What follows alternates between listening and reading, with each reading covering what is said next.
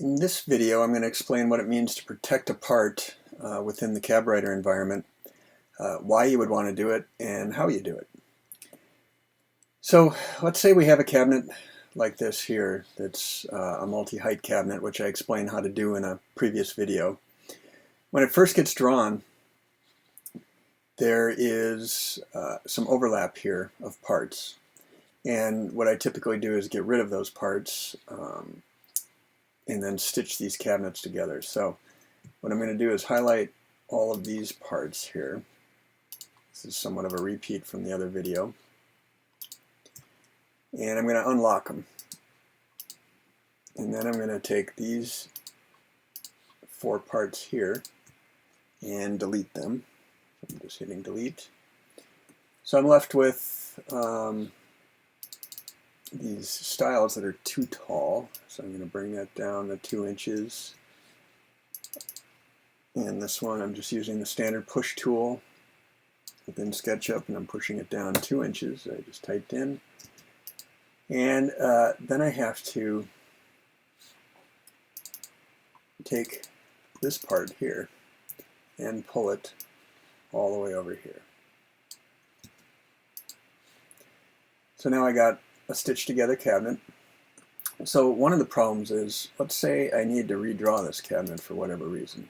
So I'm going to just right click on it and say CabWriter, redraw selected cabinets, use the stored defaults, yeah, because in this case I'm not changing much. But look what happened. As far as CabWriter is concerned, it doesn't know that we pulled that part over and pushed this one down. And then it locked them again, so let me unlock them. Let me push this one down again. We just want to go down 2 inches. And let's pull this part again. So I just triple click on it, do the push-pull tool, and that's great. So now what I'm going to do is I'm going to select these 2 parts, and I'm going to open the Extended Entity Info window. And there's this little thing down here, say CabWriter Protected. What that means is whenever it redraws a cabinet, if it sees a protected part, it won't redraw that part. So now, if I go over here and say CabWriter's redraw selected cabinets, use the stored default, sure. Notice nothing changes. That way, if I do a bunch of work modifying parts on a cabinet and I want to keep those on a redraw, all I have to do is protect that part.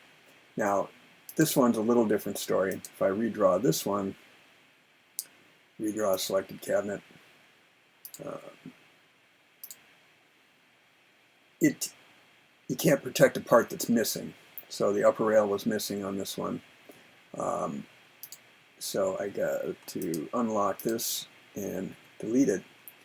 However, this guy also got put back, so I need to unlock and delete it.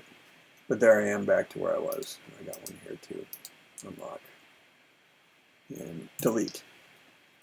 So a little bit of work to do. This cabinet over here, I could go and protect this part as well. Open my Extended Entity Info box, protect that. So when I redraw this cabinet, right click, redraw selected cabinets, I'm going to end up with this extra rail on the top that I can delete, but it did not extend the style again. So that's one way you would use it.